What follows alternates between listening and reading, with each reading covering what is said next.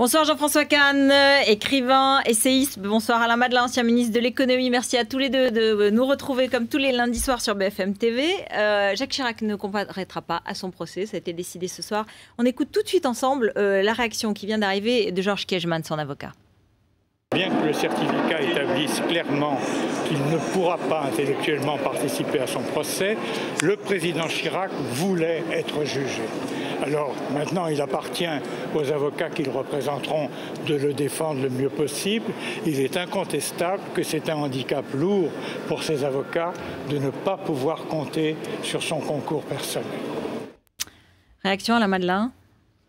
Moi, j'ai par nature un respect pour la fonction de président de la République, alors que ce soit Chirac, que ça aurait pu être Mitterrand ou d'autres. D'ailleurs, je veux dire, l'idée devant toutes les caméras, devant tout le monde, un homme manifestement affaibli, qui n'est pas dans la pleine possession de ses moyens, qui a été président de la République, c'est un peu curé médiatique qu'il y aurait eu dans l'état de santé dans lequel est Jacques Chirac, et c'est réel, c'est pas du bluff. Hein. Vous l'avez vu récemment ? Je l'ai vu, je le croise régulièrement, et je suis le témoin de perte de ce qu'il a été, indiscutablement. Donc, franchement, je trouve que c'est plutôt une bonne solution. Alors maintenant, il y a le fond, il y a l'idée que, bien sûr, c'est des faits extrêmement graves, il y a 25 ans, pour lesquels Juppé a déjà payé, qu'il doit en rendre compte. Oui, objectivement, il y en a d'autres importants. Je veux dire, c'est pas l'affaire de la cassette mairie, c'est pas les lycées de la région parisienne, c'est pas que l'affaire frégate de Taïwan, c'est pas... Bon, il y a plein d'autres affaires, ou l'affaire Tapie récemment. Je veux dire, c'était... dans un système de financement des partis politiques, un certain nombre d'emplois de la ville de Paris qui ont servi aux partis politiques. Vous savez, moi, j'ai commencé ma vie politique, rue Krief, à l'époque où on disait, et c'était vrai, qu'il y avait 400 secrétaires payés par le ministère des Postes et Télécommunications, affectés aux syndicats, aux différents partis, etc. Donc c'est une queue de comète, il n'y a pas d'enrichissement personnel. D'ailleurs, on se battait pour une ministre des PTT. En particulier dans votre parti, d'ailleurs. Je l'ai été. Bon, ceci pour dire que... Le Parti républicain auquel vous apparteniez a eu quelques problèmes avec les problèmes de financement, avec les financements, avec les questions de financement. Je crois qu'il est normal de tenir compte de la personnalité, je crois qu'il est normal de peser les faits.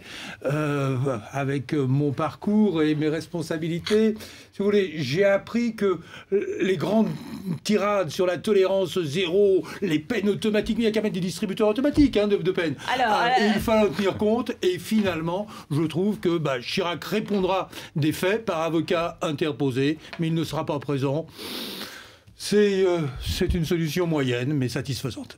De toute façon, la loi est pas bonne. C'est 17 ans après ou 18 ans après, 20 ans. 20 ans après. Donc il faudrait qu'un président soit jugé pendant qu'il est au pouvoir. Pas 18 ans. C'est ça la question. Au moins en 2007-2008. Au moins tout de suite après. 18 ans après, les gens ne savent même plus de quoi il s'agit. Beaucoup de gens croient qu'il s'agit de l'histoire des HLM de la ville de Paris, alors que ça, là, il s'agit des emplois fictifs et on parle de quelques-uns. Pour quelqu'un qui n'a plus tout à fait sa tête, enfin voilà, entre parenthèses, enfin... Cela dit, il n'a plus tout à fait sa tête. Je peux vous dire, vous lui parlez des calipettes de Strauss-Kahn, il retrouve totalement sa tête. Il a une... Vous lui avez parlé récemment ? Oui, non, mais il y a des sujets... Non, vous l'avez vu ? Non, il y a 1 an et demi, mais ce que je veux dire, c'est que c'est vrai qu'il y a des sujets sur lesquels il retrouve une verve absolument inouïe, naturellement. Non, mais la preuve qu'il n'a pas sa tête, c'est quand il appelle à voter François Hollande, c'est bien la preuve. Oui, enfin, vous vous rendez compte, il y a un type qui a dit, j'ai lu dans le journal à propos de l'appel à voter François Hollande, un responsable UMP qui dit, vous vous rendez compte, c'est une faute morale de voter socialiste, et par cette phrase-là, c'est plus une faute morale. Vous vous rendez compte si moi je disais ici, voter Sarkozy, c'est une faute morale, je ne le dirai jamais, je ne le pense pas. Mais vous imaginez si je disais ça? Et eux, ils peuvent le dire. Non, mais moi, je voudrais poser une question quand même. Quand on a entendu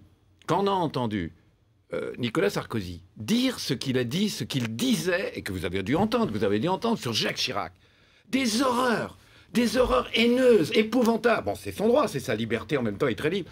Mais comment Jean-François Copé, comment Baroin, comment M. Jacob, qui sont des Chiraciens, qui ont été faits par Chirac, ont-ils pu admettre ça? Peut-il admettre ça? Peuvent-ils passer les ponts? On dirait que vous découvrez la politique, Jean-François Kahn. On dirait que vous découvrez la vie politique. Eh bien oui, je préfère qu'il y ait un peu de morale, un peu d'authenticité, que tout soit pas hypocrite et voilà. Mais admettre quoi?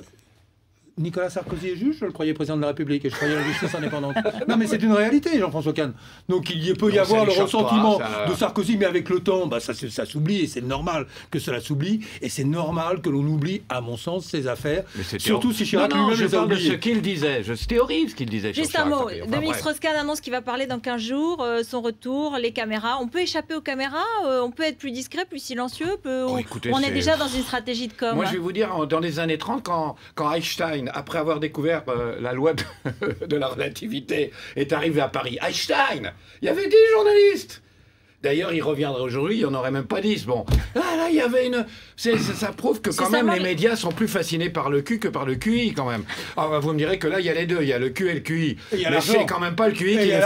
C'est pas le QI, voilà, c'est pas le QI qui est fascineux. Non, c'est terrible. Moi, je trouve ça terrible, ce côté. Et en plus, si vous voulez... Non seulement je trouve ça terrible, et comment était... J'écoute les radios, les télés, et alors il avait une chemise de telle couleur, il avait des lacets, pas de lacets. Attendez, s'il avait voulu rentrer plus discrètement, il aurait pu. Il pouvait peut-être partir d'une autre ville, arriver autrement, aller ailleurs qu'à Paris. Alors je suis d'accord avec vous. Quand je lis dans les journaux, je lis dans les journaux, il y a un plan com. Alors il va parler à la télé et à la radio et ceci, et après on va avoir un sondage pour savoir si ça passe ou si ça passe pas. Tout ça, mais c'est pas du spectacle, c'est pas du théâtre. Moi, j'aurais aimé des tripes, j'aurais aimé de l'authenticité. J'aimerais qu'on mette son cœur dans l'état où il est. Ça, je trouve ça très déplaisant. Non, il y a un intérêt réel de l'opinion, de tous, pour une affaire qui est shakespearienne, qui est hors du commun, hors du commun. Et tout le monde s'est déchaîné un peu imprudemment. Moi, je suis de ceux qui avaient dit « Je suis un soutien inconditionnel à la présomption d'innocence de Jean-François Kahn dans un pays... » De Dominique Strauss-Kahn. De Dominique Strauss-Kahn, pardon. Et alors, aussi de Jean-François Kahn, s'il en a besoin, il peut avoir mon témoignage. De Dominique Strauss-Kahn, dans un pays où, effectivement, le bashing de personnalité, c'est un filon électoral. Et où, pardonnez-moi, le chantage au harcèlement sexuel, c'est un business. Et donc, voilà, donc il revient relativement lavé des soupçons, mais indiscutablement, il s'est passé dans ces 9 ou 10 minutes quelque chose dans cette chambre, et il ne peut pas échapper à un besoin d'explication, et le besoin d'explication n'est sans doute pas facile, c'est extrêmement difficile. Ouais. Donc il revient, tout le monde est curieux, est-ce qu'il va parler? Ça ne sera pas facile pour lui de parler, s'il parle, ça ne sera pas facile de s'expliquer, et donc, d'une certaine façon...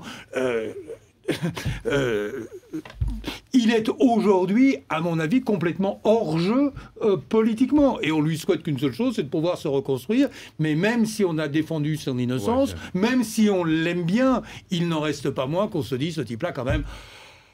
Il n'est pas très responsable, quoi. Il n'est pas maître de lui, il n'est pas très responsable, et voilà, qu'il se fasse oublier quelque temps. Il peut se présenter à l'Académie française, il y a bien eu le cardinal Danielou, je veux dire, ça, il y aurait des SK. Non, entre parenthèses, il va donner, alors on dit, il va donner une interview, un grand interview. Mais franchement, normalement, il devrait me la donner, l'interview exclusive, dis donc. C'est quand même moi qui en ai le prise dans la tronche à cause de lui, je trouve qu'il devrait me donner l'interview. Avec la fameuse preuve de troussage de domestique, mais il va la donner à TF1, vous allez voir, il va la donner à TF1. Et moi, je suis frappé par ça, parce que... là-dessus. Vous avez l'info? Mais je sais pas, je dis ça. C'est logique. Parce que finalement, et ça un peu nous concerne tous les deux. Vous allez voir pourquoi. Finalement, le monde de DSK et le monde de Sarkozy, c'est le même. Finalement, c'est le même monde. Avec Alain Minc et BHL en faciliteur dans les deux cas. Enfin, c'est le même monde. Et c'est pas votre monde, et c'est pas mon monde. Mais c'est le monde du pouvoir. Et c'est pas le monde de Chirac. Vous êtes en train de dire c'est le monde du pouvoir. Non, c'est pas. Enfin, le monde du pouvoir, d'un certain pouvoir. D'un certain pouvoir, d'un certain milieu. Mais c'est pour ça que ça fascine. C'est pour ça que ça fascine. Bon, allez, on parle d'autre chose parce que la page est tournée. Hein. Demain, les niches fiscales. Hélas, non, moi, j'aimerais... Demain, les niches fiscales. Alors, on devait faire la TVA sur les parcs à thème. Il n'y en aura plus. On parle des TVA sur les palaces. On ne va plus parler non plus de la TVA sur les plus-values immobilières. Patrick Devedjian dit qu'il faudrait privatiser plutôt pour réduire les déficits. On a l'impression que ce n'est pas très bien où on va quand même.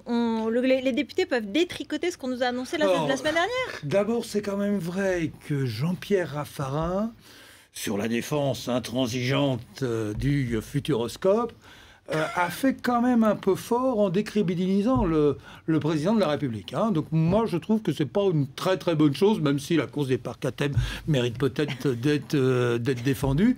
En réalité, ce qui est derrière, c'est la question de principe. La question de principe... Vous me disiez quelque chose, quand même, vous me disiez quelque chose, excusez-moi, en aparté, Allez-y, dites-nous les apartés. Ouais. Donnez-nous les apartés. Il disait, Raffarin fait toujours un esclandre en août, il a compris que c'est la seule façon de faire vraiment parler de soi. Hein oui, mais ça marche. Mais ça marche pas. Et d'ailleurs, tous les journalistes sont là, à l'université du PS comme à celle de l'UMP, pour regarder le couac. Donc celui qui livre un couac aux journalistes, il est certain de faire les 20 heures. Donc revenons aux choses sérieuses. D'abord, dans ces 12 universités, ce qui m'a frappé, c'est que derrière tous ces couacs, etc., il y a quand même du sérieux, des gens qui ont dit, sous des formes diverses, on ne peut plus gouverner comme avant. La fuite en avant dans la dépense publique, c'est fini. Et souvenez-vous... non, on a dit, on revient sur un certain nombre de mesures aussi. Non, attendez, d'accord, mais globalement quand même, hein, lorsque l'UMP présente un programme présidentiel, à dépense zéro, lorsque Ségolène Royal ou François Hollande disent la règle d'or, peut-être pas maintenant parce que c'est un coup politique,